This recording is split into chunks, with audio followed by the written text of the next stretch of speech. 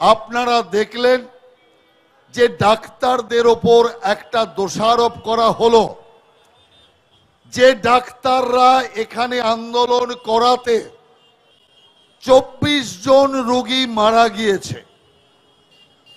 ডাক্তারদের আন্দোলনের কারণে বিনা চিকিৎসায় 24 জন রোগী নিহত হয়েছে, মারা গিয়েছে, যার দায় আন্দোলনরত জুনিয়র ডাক্তারদের ঘাড়ে চাপানোর একটা ষড়যন্ত্র হচ্ছে।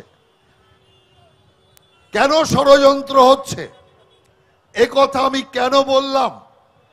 এই কারণে বললাম, আপনাকে ঠিক গত বছর এই 1 মাসের যদি আপনি স্প্যানের রিপোর্ট দেখবেন তাহলে এখন তো বলছে 24, গত বছর এই সময় এই 1 মাসে মারা গিয়েছে 28 জন রোগী।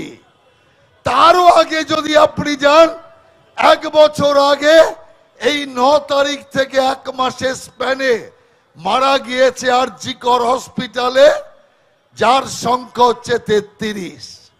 তাহলে আন্দোলন যখন ছিল না তখন মৃত্যু বেশি হয়েছে, আর আন্দোলন যখন চলছে তখন মৃত্যু কম হয়েছে। তার মানে ডাক্তারদের ওপর চাপালে চলবে না। এ যারা আন্দোলন করছে জুনিয়র ডাক্তার, আপনাদের অনেকের ধারণা নেই এই জুনিয়র ডাক্তাররা মূলত কলকাতা এবং তার আশেপাশের হাসপাতালেই তারা পোস্টেড, গ্রামগঞ্জেরা নেই। অতএব সেই কারণে সারা বাংলায় কোথায় কে চিকিৎসা পায়নি তার দায় জুনিয়র ডাক্তারদের হবে। কেন? জুনিয়র ডাক্তাররা তো ওখানে নেই, ডিস্ট্রিক্টে নেই। এই 7,500 জুনিয়র ডাক্তার তারা কলকাতা এবং আশেপাশের যে সমস্ত হাসপাতাল আছে সেখানে তারা চিকিৎসারত কর্মরত অবস্থায় আছে। এবার আসুন, একটা অভিযোগ তো নস্যাৎ হয়ে গেল।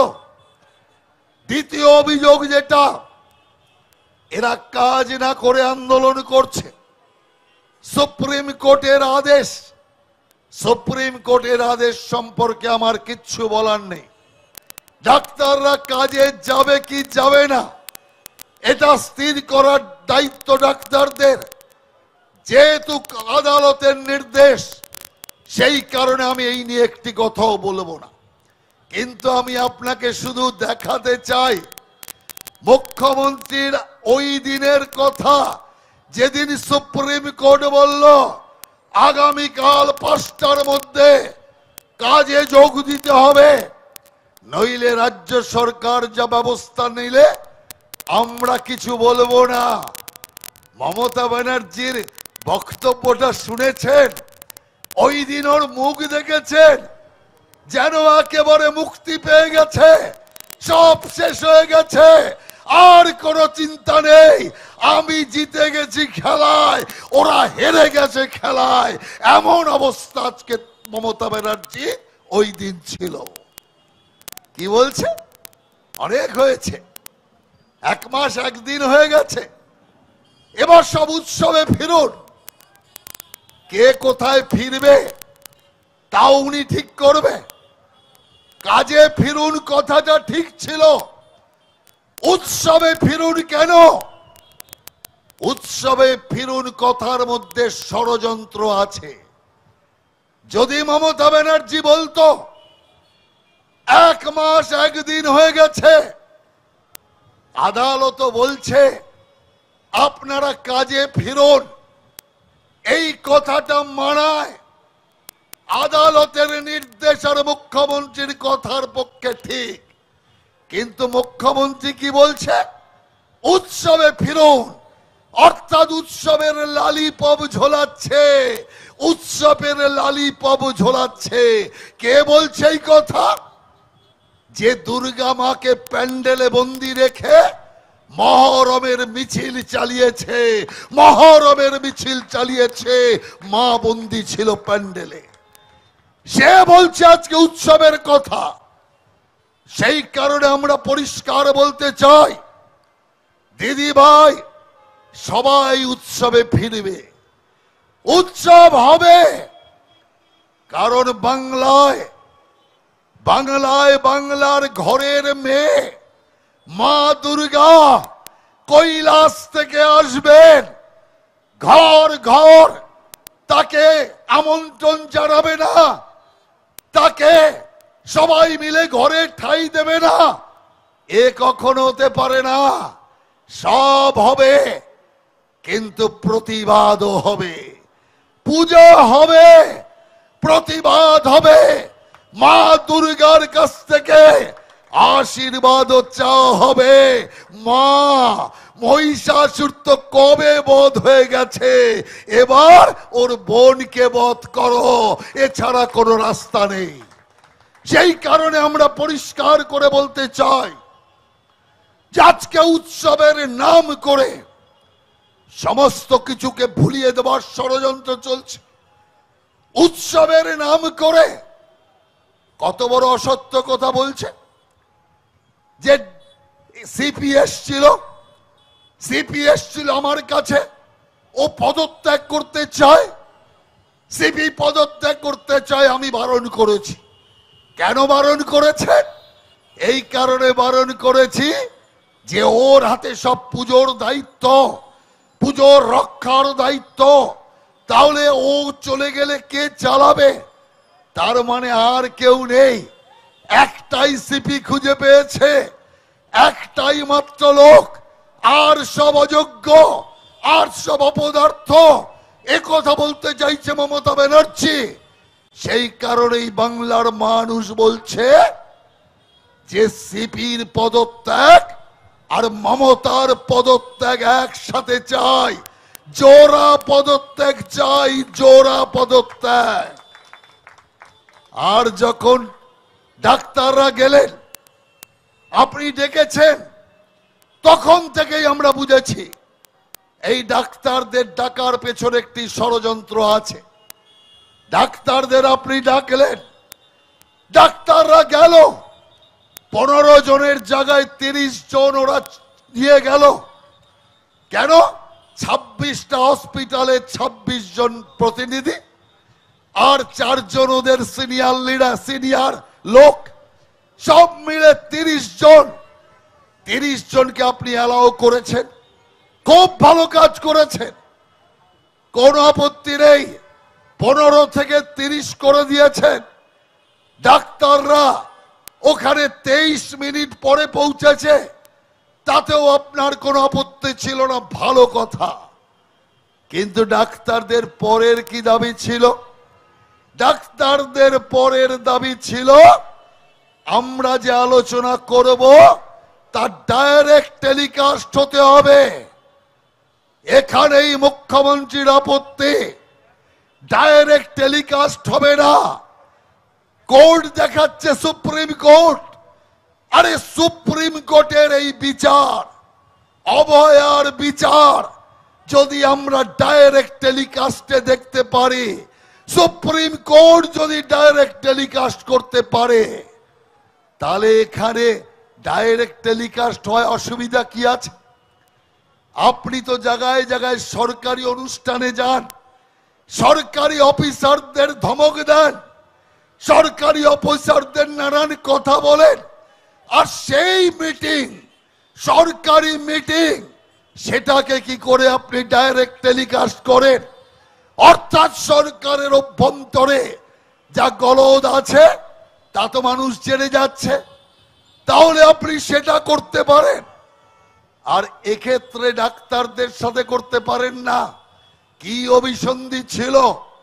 আপনি এবার এই অভয়াকাণ্ড নিয়ে আজ পর্যন্ত মমতা ব্যানার্জি বিধানসভার প্রসিডিং ডাইরেক্ট টেলিকাস্ট কখনো করেনি। আপনি লোকসভার ডাইরেক্ট টেলিকাস্ট দেখতে পাবেন, অটল বিহারী বাজপেয়ী শুরু করিয়েছিলেন। রাজ্যসভার সেখানকার আলোচনা আপনি প্রত্যেকটি দিন আপনি ডাইরেক্ট টেলিকাস্ট টিভিতে দেখতে পাবেন। কিন্তু রাজ্য বিধানসভায় সিপিএমও করেনি, আর মমতা ব্যানার্জিও করেনি। ডাইরেক্ট টেলিকাস্ট নেই। কিন্তু হঠাৎ করে উনি কি করলেন? অভয়ার হাত থেকে বাঁচার জন্য উনি মানুষকে ধোঁকা দিয়ে বোকা বানাতে আমি একটি বিল পাশ করব, যে বিলে মৃত্যুদণ্ড থাকবে, ফাঁসি থাকবে। কেন? সঞ্জয় রায়কে ফাঁসিটা দিতে পারেনি। সঞ্জয় রায় যতদিন বেঁচে আছে ততদিন মমতার পথের কাঁটা হিসাবে থাকবে। তার কারণ আগামী দিন প্রমাণ হবে, হয় সঞ্জয় রায়ের সাথে আরো লোকেরা ছিল, আর নইলে আরো লোকেরাই ছিল, সঞ্জয় রায় ছিল না। এ প্রমাণ হবে। আর সেই কারণে ধনঞ্জয় চট্টোপাধ্যায় বাঁকুড়ার হেতাল পারেক মামলায় বুদ্ধদেব ভট্টাচার্য সরকার তড়ি ঘড়ি করে ধনঞ্জয় চট্টোপাধ্যায়কে ফাঁসি দিয়ে হেতাল পারেক মামলা বন্ধ করে দিল। কিন্তু পরে তো বহু প্রশ্ন আসছে, যে প্রশ্নের উত্তর কেউ দিতে পারছে না, যে প্রশ্ন আজ বিচার ব্যবস্থাকেও ভাবাচ্ছে, যে প্রশ্ন নিয়ে আজকে বিচার ব্যবস্থার কাছে অনেকে দ্বারস্থ হয়েছে। সেই কারণে উনি চান 7 দিনের মধ্যে ধনঞ্জয়ের, 7 দিনের মধ্যে সঞ্জয় রায়ের ফাঁসি। তা আপনি কামদুনিতে ফাঁসি দিলেন না কেন? কামদুনিতে তো ফাঁসি চাইলেন না। আপনি কুচবিহারে তো ফাঁসি চাইলেন না। আপনি শিলিগুড়িতে তো ফাঁসি চাইলেন না। পার্কস্ট্রিটে তো ফাঁসি চাইলেন না। কোনদিন আপনি তো ফাঁসি চাননি। হঠাৎ এত ফাঁসির দড়ি গলায় পরার ইচ্ছে হলো কেন? একবার বিদায় দে মা ক্ষুদিরামের গান শুনে বিদায় আপনাকে নিতেই হবে। ফাঁসির দড়ি গলায় দিয়ে নয়, কলঙ্কের পাহাড় মাথায় নিয়ে আপনাকে বাংলা ছাড়তে হবে।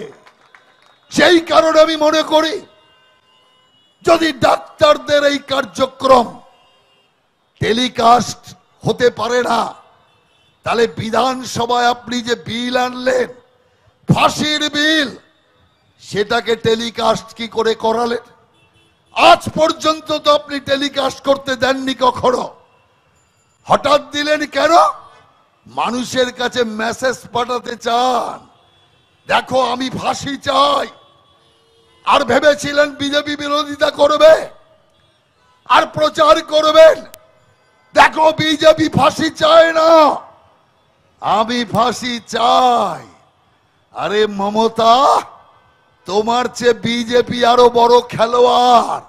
সেই কারণে আমাদের বিরোধী দল নেতা সহ সমস্ত এমএলএ ওখানে দাঁড়িয়ে বলেছে, আমরা এই ফাঁসির যে বিল, তাকে আমরা সমর্থন করছি, আমরা কোন রকম বিরোধিতা বাধা দেব না।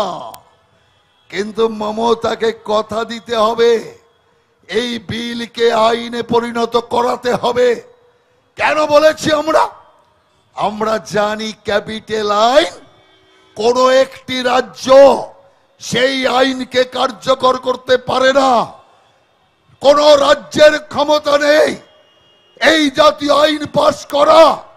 তার মানে বিধানসভাকে অপমান করে নিজের বাঁচার রাস্তা তৈরি করার চেষ্টা চলছে। কি এমন মহাভারত অশুদ্ধ? তো কালকের মিটিং যদি ডাইরেক্ট টেলিকাস্ট হতো, অসুবিধা ছিল। অসুবিধা ছিল কেন? ডাক্তাররা তো একটা একটা প্রমাণ তুলে বলতো, আর তাতে প্রমাণ হয়ে যেত পুলিশ কমিশনার যা করেছে মুখ্যমন্ত্রীর নির্দেশে করেছে, সন্দীপ ঘোষ যা করেছে মুখ্যমন্ত্রী সম্পর্কের জোরে করেছে, সব প্রমাণ জনসমক্ষে চলে আসতো। মুখ্যমন্ত্রীর সামনে মুখ্যমন্ত্রীর মুখোশ খুলে পড়তো, যে কারণে ডাইরেক্ট টেলিকাস্ট করতে দেওয়া হবে না। আদালতের নাম বলে ডাইরেক্ট টেলিকাস্টকে আটকাও। কিন্তু যদি মুখ্যমন্ত্রী কালকে খোলা মনে মিটিং করত, খোলা মনে আলোচনা করত, এই সমস্যার সমাধান কালকেই হওয়া সম্ভব ছিল। কিন্তু মুখ্যমন্ত্রী করবে কি করে? যদি মুখ্যমন্ত্রী সমাধান চায় তাহলে ওর আশেপাশের লোকেদের সকলকে তাদের বিরুদ্ধে ব্যবস্থা নিতে হবে। সেই কারণে মুখ্যমন্ত্রী এটা হতে দেয়নি। মিটিং করার নাটক হয়েছে, মানুষকে বোঝানো হয়েছে, সুপ্রিম কোর্টকে বার্তা দেওয়া হয়েছে। আমি লিখে দিচ্ছি, পরবর্তী শুনানির দিন কপিল সিব্বল বলবে রাজ্য সরকার কত চেষ্টা করেছে। প্রথমে স্বাস্থ্য সচিব মেল পাঠিয়েছে, ওরা অগ্রাহ্য করেছে। তারপরে মুখ্য সচিব মেল পাঠিয়েছে, ওরা সময় মতো পৌঁছায়নি। 15 জায়গায় 30 করেছে, রাজ্য মেনে নিয়েছে। ওরা দেরিতে পৌঁছেছে, রাজ্য মেনে নিয়েছে। আর ওরা ডাইরেক্ট টেলিকাস্ট একটার পর একটা বায়না ধরছে। সুপ্রিম কোর্টে বলবে এটা আজকে আমি বলে দিচ্ছি। গ্রাউন্ড তৈরি করার চেষ্টা চলছে, মানুষকে বোঝানোর চেষ্টা চলছে আমরা সমাধান চাই, এরা সমাধান চায় না। যার জন্য মুখ্যমন্ত্রী কি বললেন? বললেন ওরা চেয়ার চায়, ওরা চেয়ার চায়, সমাধান চায় না। হ্যাঁ, আমরা চেয়ারই চাই, বাংলার মানুষ চেয়ার চায়। কারণ আপনার মতো একজন অযোগ্য মস্তান নির্ভর মুখ্যমন্ত্রী, দর্শনকারীদের সমর্থক মুখ্যমন্ত্রী, তার এই চেয়ারে বসার কোন নৈতিক অধিকার নেই। ওই চেয়ার থেকে নামতে হবে আপনাকে, এটাই হচ্ছে আমাদের বক্তব্য। আমাদের ভিডিও ভালো লাগলে লাইক এবং শেয়ার করুন। কমেন্ট সেকশনে গিয়ে জানান আপনাদের মতামত।